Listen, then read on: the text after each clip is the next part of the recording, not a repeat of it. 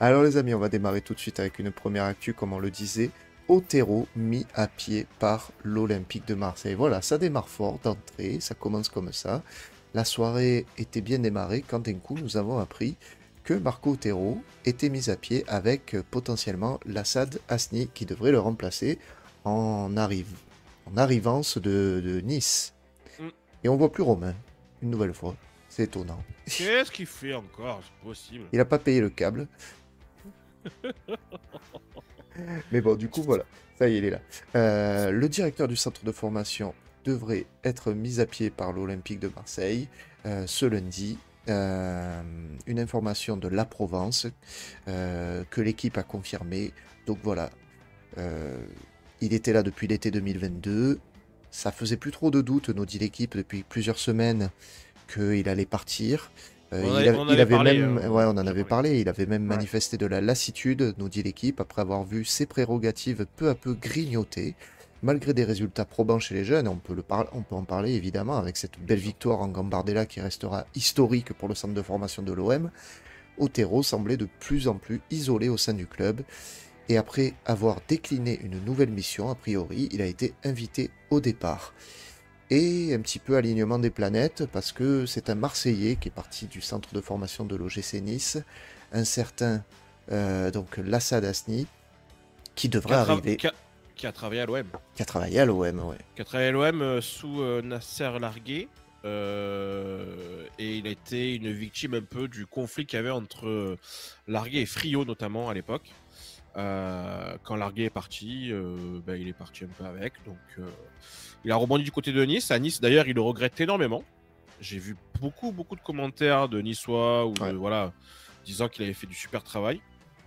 Et apparemment, de ce que j'ai un peu renseigné parce que j'avoue que je connais pas du tout le personnage, hein, je sais pas du tout qui c'était. On m'en a dit que du bien. Voilà. Bon, Apparemment, c'est quelqu'un de très bien. Alors, c'est pas tout à fait la même méthodologie que Marco Otero. Il a cette image de Marseillais, donc est-ce que ça peut un peu rabibocher tout le monde? On verra. Hein, mais ça a l'air d'être quelqu'un de sérieux, qui a en tout cas fait du très bon travail à Nice. Écoute, on va voir. Hein. Ça, de toute façon, après, j'ai envie de te dire, le fruit de tout ça, on le verra dans quelques années. oui, Dans quelques s'il années. reste Donc, lui aussi. s'il reste aussi, c'est toujours pareil. Donc, bon, écoute, voilà. Mais c'est vrai que le départ de Marco Otero Oui, j'allais vous demander, ça est- vous fait, enfin, ça vous embête pas quand même ce départ-là? C'est surprenant.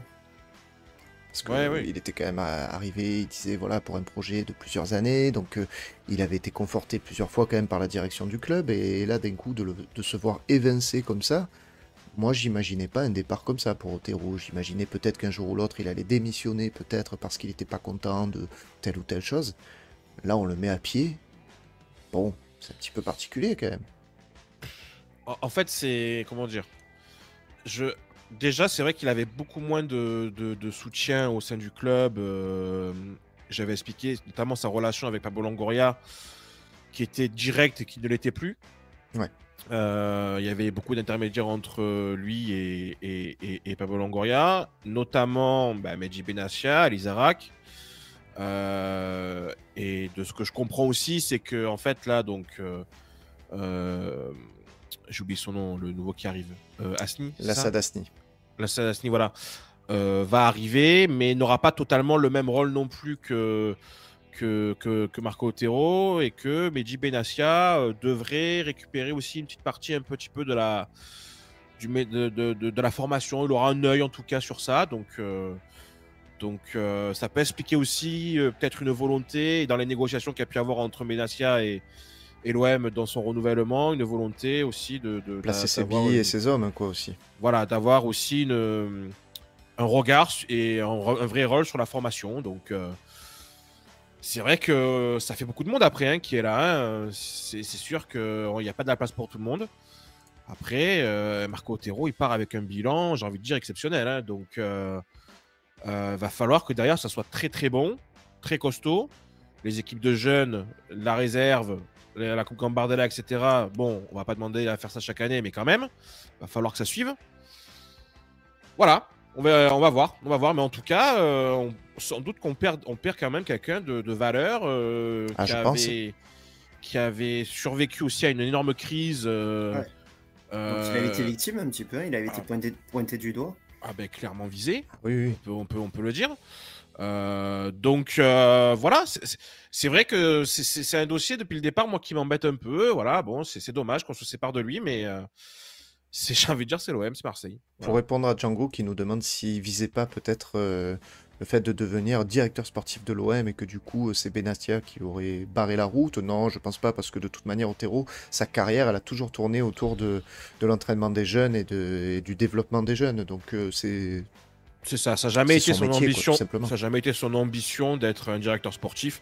Peut-être qu'il le deviendra et peut-être qu'effectivement il trouvera un autre club où il aura cette possibilité-là, mais là où il est très performant, c'est à la formation, mettre en place des bases. Alors, j'ai envie de dire, il a fait le boulot. Hein. C'est-à-dire que les bases maintenant sont là. Ah oui. Est-ce Ça que va ce être. trop de rigidité, comme le dit Mario, il le paye peut-être un peu par là? Je sais pas ce qu'on pense Romain, mais moi je pense que clairement, à un moment donné, c'est vrai que. Ce fameux caractère qu'il avait pu avoir et qu'on avait vu même dans les interviews, ça se sentait. Hein. Enfin, du caractère, plus du caractère, plus du caractère, ça peut être une bombe à retardement. Donc, déjà qu'on a Benassia, voilà. Après, ça avait été un peu le bazar dans notre centre de formation depuis des années. Moi, j'étais pas mécontent d'avoir quelqu'un qui avait un peu de poigne au milieu de tout ça, tu vois. Donc, il y avait des résultats aussi, il faut le dire. Hein, il y a quand même eu des résultats, notamment la saison dernière. Donc voilà, c'est ce côté-là qui pour moi est un peu surprenant. Après, voilà, on n'est pas à l'intérieur, comme tu dis. Les relations avec Longoria se sont refroidies. Après, voilà, il faut qu'il travaille main dans la main. Si tu n'es pas OK, il faut qu'il parte. Quoi, hein. Donc voilà. Mais comme vous dites, il y a quand même des bases qui ont été posées en espérant que, voilà, que le nouveau puisse continuer à faire progresser cette formation-là. Ouais. Et comme dit Manu, c'est vrai que c'est une bonne remarque. Peu à peu, tous les Espagnols partent. Hein, mais en fait, il reste plus que Longoria finalement dans les Espagnols. Hein. Le fameux clan des Espagnols, c'est le dernier. Hein. Il n'existe plus. Ouais, il n'existe plus. Hein. Ce clan-là n'existe plus. Il y avait Irondo qui était le bras droit vraiment de Pablo Longoria, qui lui avait été l'une des vraies premières victimes de la crise de l'année dernière. Effectivement, Marco Otero, alors qui est suisse, mais bon, enfin, il est, comment dire, il est espagnol hein, aussi, fait partie voilà, de ce clan. Après, j'ai envie de te dire, il y a un autre clan qui le remplace. Hein, donc, les Fabrizio Ravanelli, les Mehdi Benassia. La Juve. Voilà, la Juve, exactement. Mais c'est le côté plus italien de Pablo Longoria qui a pris le pouvoir. Et donc voilà, c'est. Bon, on verra. De toute façon, encore une fois, la formation, c'est toujours très particulier, très compliqué de définir là tout de suite les effets positifs ou négatifs. On le verra par la suite. L'un des seuls trucs peut-être qu'on peut dire, c'est qu'effectivement, les jeunes, bon, pour le moment, on ne les voit pas. Il va falloir trouver une solution aussi avec eux, leur donner du temps de jeu. Est-ce que ça va être au nouveau directeur de la formation de s'occuper de ça ou à Mehdi Benassia? En tout cas, c'est un des prochains sujets. C'est trouver comment faire progresser Sternal, Bakola, Abdallah pour qu'ils ne tirent pas le banc en deuxième partie de saison et qu'ils ne jouent pas qu'avec la réserve parce que il faut qu'ils passent le palier au moins d'une nationale et au mieux le mieux, ce serait une Ligue 2. Voilà. Oui. Tiens, parlant de ça, Sternal n'était pas dans le groupe à Lens. Non, parce qu'il y a du monde. Hein. Il y a du monde avec. On va en parler après, mais il y a Bilal Nagir qui revient aussi dans le groupe. Ouais. Donc il y a de la concurrence avec les jeunes aussi. Hein, donc, on va en parler tout à fait. On va terminer sur les infos qui sont sorties avant l'émission avec notamment celle-ci, c'est la fameuse mise au vert de l'Olympique de Marseille. L'OM part se mettre au vert dans un lieu. Ça devrait te plaire, ça. Dans un lieu top secret pendant 4 jours pour un stage de cohésion, ils nous ont écrit. Un stage de cohésion. Donc ils vont faire du team building, en gros, ils vont faire des petits jeux de capla et tout ça, là, tu sais, comme tout le monde fait. Uno contre Uno. Voilà. Séminaire, quoi. Voilà, ils partent en séminaire. Voilà. L'idée est de se conditionner au mieux pour les défis à venir lors de cette fin d'année. Donc voilà, ils vont ensemble dessiner chaque partie d'un arbre, des trucs comme ça, tu vois. Et tout le monde se tiendra la main et ça sera une équipe. Se dire les choses. C'est important de se dire les choses. Non, mais apparemment, je crois qu'ils partent dans un. Et c'est pas une blague.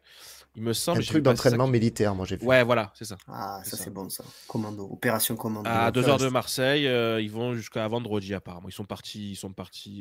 C'est ça, jusqu'à vendredi, tout à fait. Ils partent demain, je crois, plutôt, il me semble. Alors, qu'est-ce que nous dit l'équipe? En 2 heures de la commanderie pour un mini-stage de 4 jours dont le lieu est tenu secret. L'idée est de garder tout le monde sous pression avant la réception de l'AS Monaco ce dimanche, que l'OM pourrait dépasser en cas de victoire au Vélodrome, tout à fait. Donc voilà, c'est l'info. Est-ce que, Romain, toi, c'est quelque chose que tu apprécies comme info ou est-ce que ça change rien pour toi? Non, c'est quand même intéressant. Ça veut dire qu'ils veulent s'éloigner quand même de Marseille. Peut-être que, voilà, je sais pas, il y a des gens qui gravitent autour, qui mettent un peu la pression, on va savoir. Je ne sais pas, mais ouais, attends, écoute, moi ça me va bien d'aller faire un peu une mise au vert à l'écart. S'ils peuvent enchaîner 9 points sur les 3 prochains matchs, écoute, on pourra dire que le stage aura été bénéfique, hein. Donc voilà, écoute, pourquoi pas, hein. Un peu plus de cohésion, un peu plus. C'est vrai que les internationaux, enfin, il y a eu cette fameuse trêve, donc il n'a pas pu travailler avec tout son groupe. Voilà, écoute, pourquoi pas. Dans sa bulle, Ouais, ça non, bosse. c'est une bonne idée. Moi, je trouve la mise au vert quand même. C'est vrai que c'est bien. C'est comme tu as dit, juste après la trêve internationale, c'était quand même important de pouvoir travailler avec l'ensemble du groupe et en plus, sans perturbation extérieure, on va dire. Ça, c'est important aussi. Je pense que cette équipe, on voit qu'elle a besoin d'avoir quelque chose en plus qui lui permette d'être vraiment soudée. Alors, elle est soudée, cette équipe, elle est solidaire, mais il manque un petit truc en plus qui fait que, voilà, sur le terrain, on les voit, ils se trouvent pas trop. Ça manque de complicité, peut-être. Et ce genre de choses, ça peut peut-être aider à ce niveau-là. Donc, moi, je trouve que c'est une bonne décision. Le lieu tenu secret, par contre, il n'est pas très secret, visiblement, parce il a vite Ouais, bah, c'était fuité sur les sûr. réseaux. En même temps, c'était sûr, hein. Je veux dire, de nos jours, tout un bus, enfin, on sait les mecs où ils vont, quoi, tu vois. Donc, Ferme. non, mais c'était sûr que voilà, les mecs allaient se renseigner que ça allait fuiter. Bon, en tout cas, c'est une décision très italienne, j'ai envie de te dire, hein. C'est Oui, c'est très, vrai, très hein. italien, Hmm. la mise au vert là de 4-16 jours. Ça montre quand même une chose, c'est que, bon, évidemment que le match contre Monaco est pris très au sérieux. Mais surtout, je pense qu'il y a aussi peut-être l'idée de bien aborder le match à la maison. Je pense il a dû peut-être sentir quelque chose de négatif autour des matchs, avant les matchs à la maison. Peut-être que ce soit à l'entraînement, à la commanderie.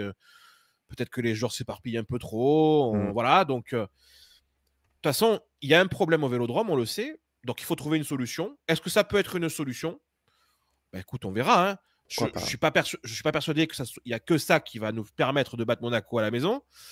Mais si ça peut être un début d'élément et que bah, du coup, pour les matchs à la maison, on ne les voit pas les 3-4 jours avant les matchs à la maison et qu'ils partent vadrouiller en pleine campagne, bah écoute, grand bien leur face. Mais bon, ça montre quand même voilà, qu'il y a un vrai souci, je pense, d'avant-match.